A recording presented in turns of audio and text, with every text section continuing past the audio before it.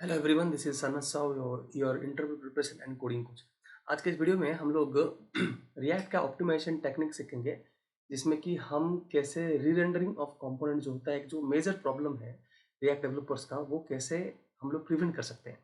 तो पहले हम क्या करेंगे, कंपोनेंट के बारे में थोड़ा जान लेते हैं, उसके बाद डिस्कशन करेंगे। ओके, मेरा एक छोटा सा एप्लीकेशन है, ये मैंने एक लिया है, एक गिटहब रेपोजिटरी से मैंने लिया है, मेरा खुद का नहीं है, लेकिन एग्जाम्पल के लिए सही था तो मैंने लिया है।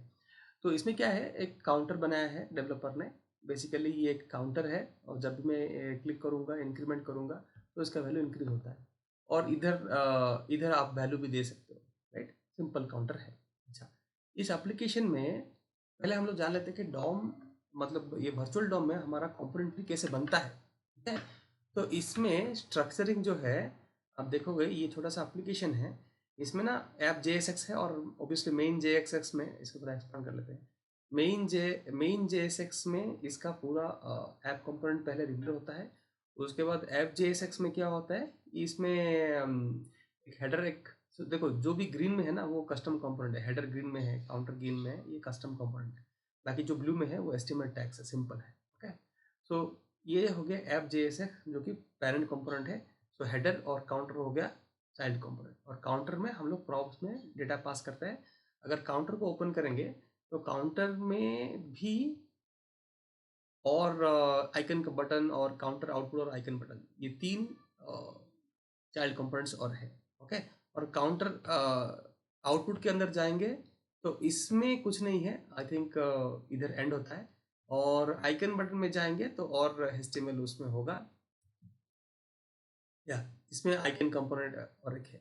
बेसिकली ये स्ट्रक्चर है। तो रिएक्ट में जो स्ट्रक्चर फॉर्म होता है, वो कैसे फॉर्म होता है, बेसिकली डायग्रामेटिकली मैं अगर एक्सप्लेन करूंगा, तो आप देखोगे कि ये पहले हो गया, ये ऐप कंपोनेंट हो गया। ओके, ऐप मेन कंपोनेंट है, उसके अंदर हेडर और काउंटर है चाइल्ड कंपोनेंट, और काउंटर चाइल्ड कंपोनेंट में आइकन बटन है, काउंटर आउटपुट है, और आइकन बटन है, और आइकन बटन के अंदर आइकन। ये हो गया हमारा DOM structure of the React component. So virtual DOM में ये ऐसा डॉम स्ट्रक्चर क्रिएट होता है रिएक्ट में। ओके, अच्छा, ये हम ये होगा कंपोनेंट ट्री। अगर आप देखोगे, अच्छा इसको थोड़ा फिर से एक्सपेंड कर लेते हैं। अच्छा, दूसरा चीज है, आपको रिएक्ट डेवलपर टूल्स इंस्टॉल करना पड़ेगा। रिएक्ट डेवलपर टूल्स क्यों इंस्टॉल करना पड़ेगा, क्योंकि उससे क्या होता है, कंपोनेंट्स और प्रोफाइलर करके दो टैब आपका आएगा, कोई भी ब्राउजर में आ जाएगा। उससे आप कंपोनेंट के अंदर क्या हो रहा है वो सब देख सकते हो। तो हमारा इस वीडियो का मेन मतलब गोल क्या है, मेरा हमारा गोल ये है कि जो कंपोनेंट री रेंडरिंग होता है, तो कंपोनेंट बेसिकली री रेंडरिंग क्यों होता है, मैं थोड़ा नोट्स बनाया हूँ। कंपोनेंट बेसिकली री रेंडरिंग क्या होता है, क्यों होता है, इसको थोड़ा एक्सप्लेन कर लेते हैं। कंपोनेंट री रेंडरिंग क्यों होता है।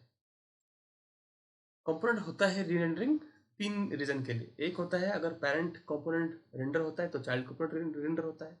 दूसरा है अगर स्टेट वेरिएबल अपडेट होता है तो तो चाइल्ड कंपोनेंट होता है। तो state variable in the parent component is updated, तो उसके अंदर जो भी the entire component get updated, so child component will also get updated.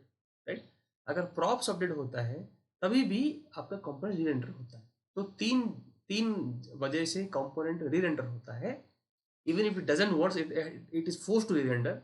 एक होता है अगर पेरेंट कंपोनेंट रीरेंडर होता है तो चाइल्ड कंपोनेंट होगा, और चाइल्ड होता है, चाइल्ड के अंदर जो भी होगा वो भी होगा। Right, unnecessarily we don't need, क्योंकि जब भी रेंडरिंग होता है आपका परफॉर्मेंस इंपैक्ट होता है। आपको रेंडरिंग नहीं चाहिए, बट फिर भी आपका परफॉर्मेंस इंप्रूव होता है।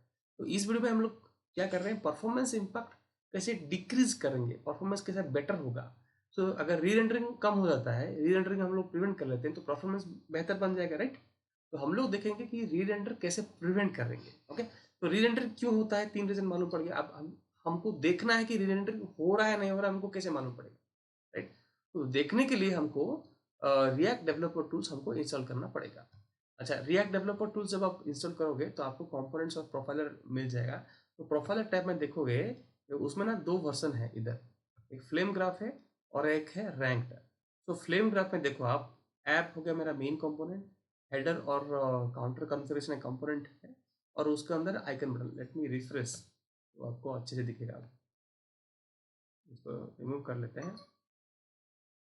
बेसिकली कंपोनेंट्स जो है, कंपोनेंट्स में आपको पूरा कंपोनेंट दिख रहा है। तो जो ट्री मैंने दिखाया था इधर, जो ट्री लाइक स्ट्रक्चर है वो आपको इधर मिल जाएगा।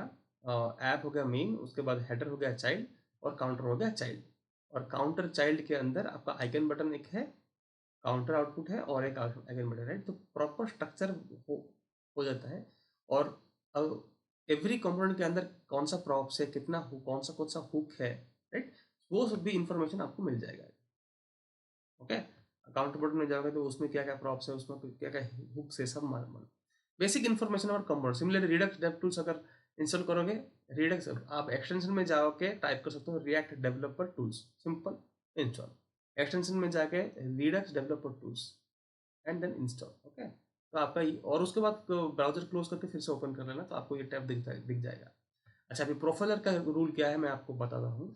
प्रोफाइलर में बेसिकली आप रिकॉर्ड कर सकते हो। प्रोफाइलर क्यों चाहिए? बेसिकली आपको चाहिए प्रोफाइलर क्योंकि आप देखना चाहते हो कि एक कंपोनेंट रीरेंडर हो रहा है नहीं हो रहा। अगर हो रहा है तो उसको प्रिवेंट हम लोग कैसे करेंगे, तो हम यूज करेंगे, राइट। पहले देखने के लिए हमको प्रोफाइलिंग यूज करना पड़ेगा, राइट। तो इसमें अगर एक बटन है जो कि जब मैं क्लिक करूंगा ये रिकॉर्ड शुरू हो जाएगा, और कौन सा कंपोनेंट इम्पेक्ट हुआ है हमारे चेंजेस के कारण वो दिख जाएगा। ओके, जब मैं इधर क्लिक करूंगा, देखो मैं अभी स्टार्ट किया प्रोफाइलिंग, राइट, रेड कलर हो गया, तो मतलब ये रिकॉर्डिंग स्टार्ट है। अगर मैं ये सिंपल एक इंक्रीमेंट बटन क्लिक करता हूँ, तो आपने देखा कि ये वाला पोर्शन हाईलाइट हुआ है, राइट। हाईलाइट हुआ था जब मैं क्लिक करता हूँ। अगर मैं स्टॉप करूंगा तो आपको दिख जाएगा कि ऐप इम्पैक्ट हुआ, कौन सा कलर में आया है, काउंटर कंपाउंड कलर में आया, राइट। इसका मतलब हेडर और ऐप वो ग्रे में है, मतलब वो इम्पैक्ट नहीं हुआ है। जब भी मैं इंक्रीमेंट में क्लिक किया हूँ, मैं काउंटर कंपोनेंट को अपडेट किया हूँ, तो इसी कलर में आया, राइट। लेकिन ऐप और हेडर में इम्पैक्ट नहीं हुआ, इसलिए वो ग्रे में है, राइट। अगर मैं इधर, अच्छा ये प्रूफ करे हमको करना पड़ेगा कि काउंटर ही इम्पैक्ट हुआ। वो कैसे करेंगे? अगर हम लोग देखो इधर अगर इसको एक्सपांड कर लेते हैं, ऐप में जाएंगे, वेर इज ऐप में जाएंगे और काउंटर में जाएंगे, तो काउंटर में ही हमारा वो इंक्रीमेंट वाला बटन है, राइट। तो इसीलिए काउंटर में ही इम्पैक्ट हुआ, ठीक है ना। ऐप में कौन सा है? ऐप में ये इनपुट वाला है, जहाँ पे एंटर करते हैं ना, उधर हम लोग करेंगे तो ऐप में इम्पैक्ट होगा। तो करके देखते हैं। ओके, अगर इसको क्लोज कर देंगे फिर से स्टार्ट करेंगे। ओके, अगर मैं इधर 1 लिखूंगा, देखो अभी ये वाला हाईलाइट हुआ, ये वाला हाईलाइट हुआ, ये वाला तीनों हाईलाइट हुआ, राइट। जब मैं प्रोफाइल बंद करूंगा, देखो अभी ऐप भी कलर हुआ, हेडर भी कलर हुआ, काउंटर लेकिन कलर नहीं हुआ। इस अभी अभी हम मैंने इधर डाला है ना, तो इधर ये अपडेट नहीं हुआ, राइट। क्योंकि इधर ये अपडेट होने के ये अपडेट होने के लिए पहले से हो गया, राइट। अभी अभी जो मैंने किया है वो क्यों अपडेट नहीं हुआ मैं बताता हूँ, क्योंकि मैंने मेमो यूज किया है, तो इसलिए अपडेट नहीं हुआ है। बट अगर मेमो में रिमूव कर दूंगा तो अपडेट हो जाएगा, ये वाला भी लेकिन ऐप कलर में आया है और हेडर भी कलर में आएगा। एक सेकेंड, अगर हम लोग मेमो हटा देते हैं, मैंने मेमो यूज़ किया है, अब मेमो में यूज़ करके बताऊंगा बाद में। तो मैं ये क्या करूँगा, ये मेमो को हटा दूंगा। मेमो का काम क्या है मैं बताऊंगा आपको। मेमो एक टेक्निक है जो कि आपका कंपोनेंट को रिडेंडरिंग को प्रिवेंट करता है। ओके, अभी देखो मैंने मेमो हटा दिया है। लेट्स रिफ्रेश दी और इसको रिमूव कर देंगे और फिर से एंटर मारेंगे और देखेंगे। Okay, let's start it, let's add. Now you see, ये भी हाईलाइट हुआ, ये भी हाईलाइट हुआ और ये भी हाईलाइट हुआ, राइट। अभी देखो, देखो पूरा सब कलर में आया है, मतलब मैंने सिर्फ ऐप कंपोनेंट में ही मॉडिफिकेशन किया, लेकिन हेडर भी रेंडर हुआ, काउंटर भी रेंडर हुआ, काउंटर के अंदर आइकन बटन रेंडर हुआ, ये भी रेंडर है, ये भी रेंडर हुआ। अभी आप सोचो कि अगर एक बहुत ही बड़ा एप्लीकेशन होगा, राइट, बहुत ही बड़ा एप्लीकेशन होगा जिसमें कि children of children, child child component ऐसा होता है, और टॉप लेवल कंपोनेंट में कुछ स्टेट चेंज होता है। अच्छा, ये वाला चेंज कहाँ होता है? ये वाला चेंज होता है ऐप में, राइट। क्योंकि मैंने ये वाला इधर मैंने एंटर किया, सिर्फ यही एंटर किया और सब कंपोनेंट इम्पैक्ट हुआ। क्यों इम्पैक्ट हुआ? क्योंकि जो हैंडल चेंज इवेंट है, मैंने वैल्यू एंटर किया 10, हैंडल चेंज इवेंट कॉल होता है, हैंडल चेंज इवेंट में सेट एंटर्ड नंबर है, तो मतलब ये एंटर्ड नंबर, ये स्टेट वेरिएबल है, ये चेंज हो गया जब कोई भी स्टेट वेरिएबल, मैंने क्या बोला था, 3 रीजन है आपका कंपोनेंट रीरेंडर के लिए। एक स्टेट वेरिएबल चेंज होगा जो कि अभी हो रहा है, एक प्रॉप चेंज होगा, और तीसरा है पेरेंट कंपोनेंट रीरेंडर होता है, राइट। अभी ये स्टेट वेरिएबल चेंज हुआ ना, कहाँ पर चेंज हुआ, FJSX में चेंज हुआ। सो FJSX स्टेट वेरिएबल कहाँ पर है, FJSX, राइट। तो ये चेंज हुआ, इसलिए FJSX भी रेंडर होगा। अच्छा, पेरेंट रेंडर होगा तो क्या होगा, चाइल्ड भी रेंडर होगा और काउंटर भी रेंडर होगा, right. Do we need to render header and counter, no, no, right, but still render हो रहा है, मतलब परफॉर्मेंस इम्पैक्ट हो रहा है, राइट।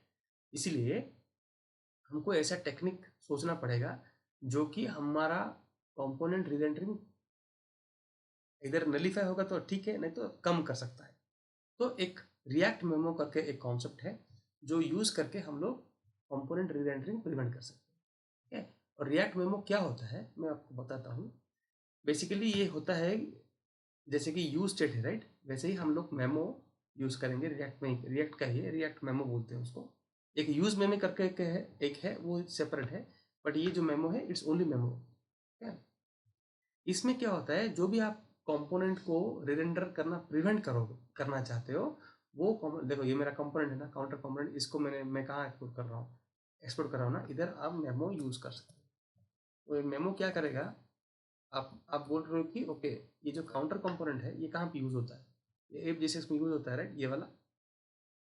तो आप मेमो यूज करके बोल रहे हो कि मुझे कंपोनेंट रिरेंडरिंग नहीं करना है, okay. Memo will prevent rerendering of component, but it will allow rerendering when props अगर आप पास कर रहे हो, राइट, प्रॉप्स पास करो और प्रॉप्स चेंज हो रहा है, तो अगर चूजन काउंट का वैल्यू इधर चेंज होता है तो मेमो प्रिवेंट नहीं कर सकता है रीरेंडरिंग को। अगर चेंज नहीं होता है तो वो प्रिवेंट करेगा रीरेंडरिंग, ओके। अच्छा, चूजन काउंट कैसे चेंज होगा, कहाँ पर चेंज हो रहा है चूजन काउंट किधर लिखा है, इधर लिखा है, राइट। तो सेट चूजन काउंट कब होता है, सेट चूजन काउंट जब हैंडल सेट क्लिक होता है, मतलब अगर मैं सेट को मैं क्लिक करूंगा, राइट, तभी मेरा चूजन काउंट का वैल्यू चेंज होगा, तो काउंटर रीरेंडर होगा, नहीं तो काउंटर रीरेंडर नहीं होगा, right. That is the expectation, right. अभी देख लेते हैं, मेमो यूज करने के बाद मैं सेट क्लिक नहीं करूंगा, पहले तो हो रहा था rerender, after memo whether it rerenders और नॉट विल सी, राइट। अभी हम लोग क्या करेंगे, इसको रिमूव कर लेंगे। अच्छा, ठीक है ना। इधर मैं वैल्यू चेंज करूंगा, सेट क्लिक नहीं करूंगा, पहले जब मैं वैल्यू दिया हेडर, ऐप और काउंटर तीनों रीरेंडर हुए, right, profiling we saw. Memo use करने के बाद रीरेंडर नहीं होना चाहिए, राइट। अच्छा, इसका वैल्यू में पहले ये रिकॉर्ड कर लेते हैं, ओके। तो इसका वैल्यू मैं 101 कर दूंगा, ठीक है। अभी चेक करते हैं होता है नहीं होता, पूरा है, मतलब कुछ गलती हम लोगों ने किया है, राइट, लेट्स सी। गलती कुछ नहीं था, सिर्फ हम ये रिफ्रेश नहीं किए थे। मैं फिर से रिफ्रेश करके, अभी मैंने फिर से रिफ्रेश कर दिया, रिफ्रेश करके हम लोग देखते हैं, ओके। मैंने रिफ्रेश नहीं किया था इधर, तो स्टार्ट करते हैं और सिर्फ वैल्यू एंटर करते हैं 1, ओके। अभी देखते हैं होता है नहीं होता, ओके। अभी देखो इधर मैंने एंटर किया, राइट, तो ऐप मॉडिफाई, ऐप रीरेंडर हुआ, कलर में कौन सा है, ऐप है और हेडर है, राइट। काउंटर नहीं है, आइकन बटन ये सब कुछ भी नहीं है, वो ग्रे में है, क्यों है, क्योंकि वो रेंडर नहीं हुआ है। जो भी मैंने क्या बोला था, जो भी कलर हुआ है वो रेंडर हुआ है, राइट। सो मेमो का ये फायदा हुआ है, राइट। मेमो का फायदा ये हुआ कि जब हम लोग मेमो काउंटर के ऊपर मेमो लगाए हैं तो, और हमारा प्रॉप्स नहीं चेंज हुआ काउंटर का, सो प्रॉप्स कंपोनेंट रीरेंडर नहीं हुआ। पहले रीरेंडर हो रहा था, अभी रीरेंडर नहीं हुआ, मतलब हमारा परफॉर्मेंस इम्पैक्ट हुआ, परफॉर्मेंस हमारा बेटर हुआ, राइट। अगर मैं सेट को क्लिक करूंगा तो वो होना चाहिए, मेमो प्रिवेंट नहीं कर सकता है वो, ठीक है। अगर मैं सेट को क्लिक कर दूंगा, अभी मैं सेट को क्लिक करूंगा, रिकॉर्ड करते हैं और सेट को क्लिक करते हैं। अगर मैं सेट को क्लिक करूंगा तो हमारा क्या होगा, जब मैं सेट को क्लिक करूंगा तो हमारा इधर है, राइट, सेट को क्लिक करूंगा तो मेरा चूजन काउंट मतलब मेरा प्रॉप्स वैल्यू चेंज हो जाएगा, तो मेमो प्रिवेंट नहीं कर सकता, राइट। सो अगर मैं सेट को क्लिक करूंगा, देखो अभी ये भी हाईलाइट हुआ ना, मतलब काउंटर भी रिरेंडर हुआ, देखो अभी दिखेगा, राइट, काउंटर भी रिरेंडर हुआ, मतलब memo will not prevent the rerendering of the component if the props related to it will change, but if the props has not changed, it will prevent the re-rendering of the component. Okay, तो memo हमारा performance improvement करता है vastly. Okay, तो अभी हम लोग क्या करेंगे,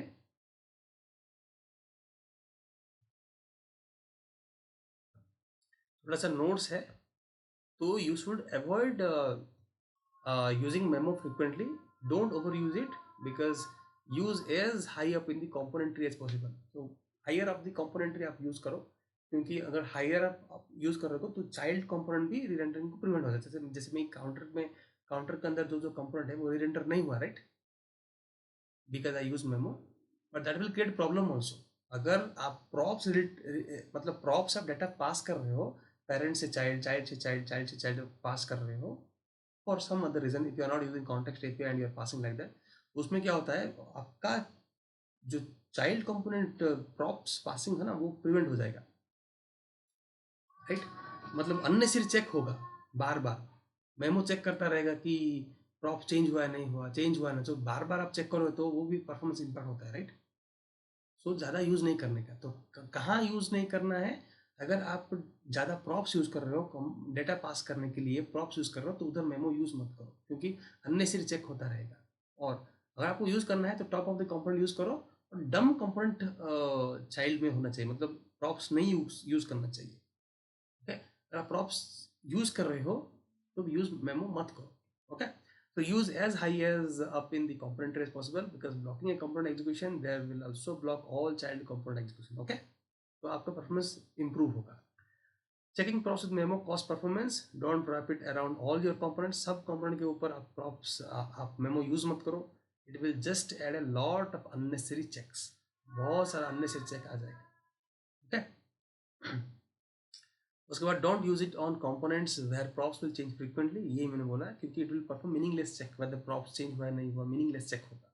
ओके, ये है technique using memo, using profiling, using component structure, tree structure का नॉलेज. ये सब यूज करके आप कैसे आपका, और एक चीज़ है क्लेवर स्ट्रक्चरिंग, मतलब आप अच्छे से स्ट्रक्चरिंग भी कर सकते हो आपका एप्लीकेशन. डिफरेंट एक part of the component you can move into separate component. Okay, और उसको डायरेक्टली स्टेट वगैरह वो उधर चला जाएगा, तो आपका ये ओरिजिनल कंपोनेंट रेंडर नहीं होगा. वो भी मैं बताऊंगा नेक्स्ट वीडियो में. Okay, so hope you like this video, and please like, share, subscribe to my channel, and like, comment on the video. और अगर आपको React सीखना है then join my silver membership. Hope you like this video, and let's move to the next video.